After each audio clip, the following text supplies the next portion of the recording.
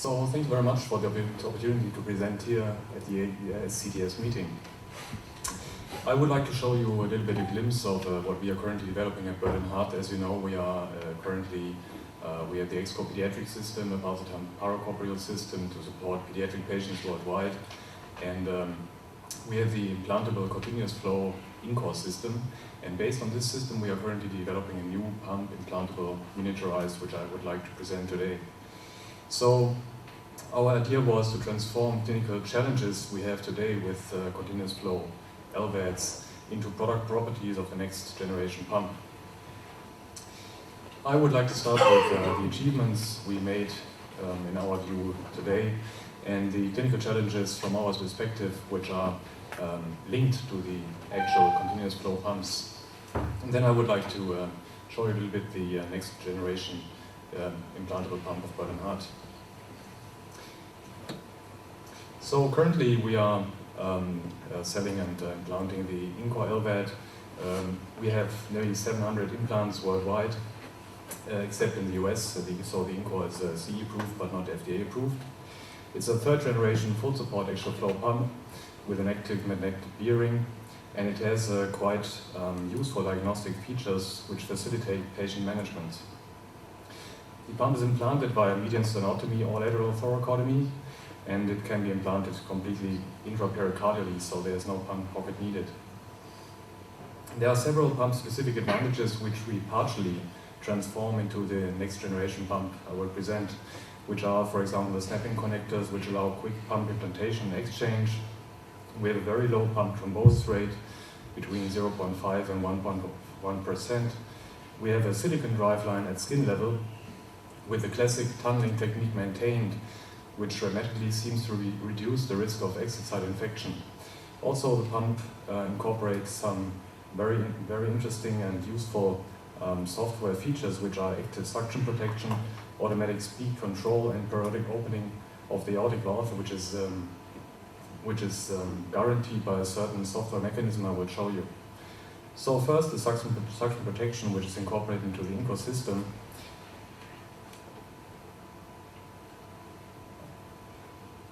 It ensures that when the left ventricular preload decreases, the pump speed is very suddenly reduced by 500 RPM, allowing the left ventricle to fill again and to avoid collapse of the left ventricle.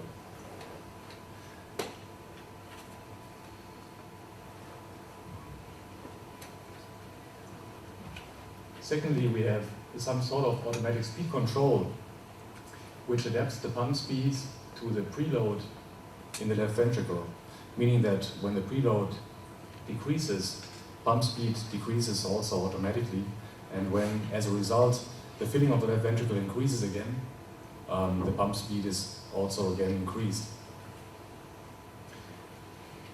The third mechanism we introduced is the so-called periodic flow change, which means that automatically every minute the pump speed is reduced to 3,000 rotations per minute, allowing some degree of retrograde flow through the pump to the left ventricle, allowing the left ventricle to fill and to eject through the aortic valve.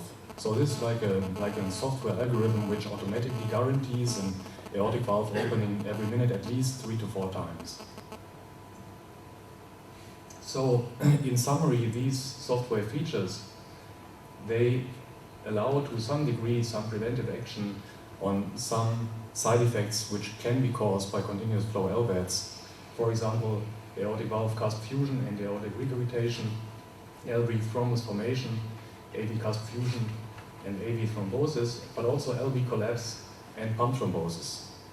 So we believe these software algorithms, which are directly linked to the active magnetic bearing, are clinically quite important. So if we look at the clinical challenges we see today, we have on one hand the invasive implantation technique. A growing number of VAD candidates today had prior cardiac surgery, so there are a lot of adhesions. Median sternotomy still is the most frequent approach for VAD implantation, but as we heard recently, already the minimally invasive approach is gaining more and more interest. As a consequence, these adhesions potentially increase the risk for bleeding and re-exploration, but also ECC time is prolonged and implantation time The risk of damaging, e.g. patent bypass grafts, is increased while taking median stenotomy as a standard approach. Also, the ICU stay and hospitalization time is prolonged.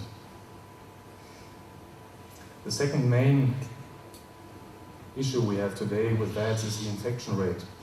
Infection negatively affects long-term survival in VAD patients. It increases the risk for ischemic and hemorrhagic strokes up to 8-fold. Still, the VAD driveline is the Achilles heel of this technology. Exit site infection occurs in up to 30% of all patients, and it increases the risk for thrombotic events and affects survival. It has been published that silicone at skin level significantly reduces the risk of exit site infection. So this is an actual prospective multi-center study we are conducting in Europe. It shows 13 patients enrolled in this study. All these patients have the most actual version of the INCOR LVAD, which only has a very short velour section. So in all these patients, as a standard, only silicone is exposed to the exit site. So as you can see, there's one patient death after 236 days. All other patients are still on device, or as you can see, 4 patients are transplanted. 4 patients have reached already 1 year. So the freedom of exit site infection, which was monitored very closely, is 92.3%. Right ventricular failure, we discussed already today, is still an issue in LVAD patients. It occurs quite frequently to a more or less extreme degree. The current right ventricular failure risk scores quite poorly predict right ventricular failure. It negatively affects exercise capacity and quality of life of LVAD patients, and can increase perioperative mortality. Patients, one minute. okay. Patients with severe biventricular failure may not be considered for an LVAD. So there is a certain diagnostic and therapeutic gap today. LVAD-induced aortic valve regurgitation is a topic in continuous flow LVADs. New onset AR is reported in up to 52% of LVAD patients. Significant aortic regurgitation can cause pulmonary congestion despite LVAD support and may necessitate surgical reintervention. There are 2 potential mechanisms described, and an independent risk factor is or seems to be the permanently closed aortic valve. As you can see, the periodic flow change in INCOR patients leads to an intermittent opening of the aortic valve, demonstrated in the video with a pulsatile flow.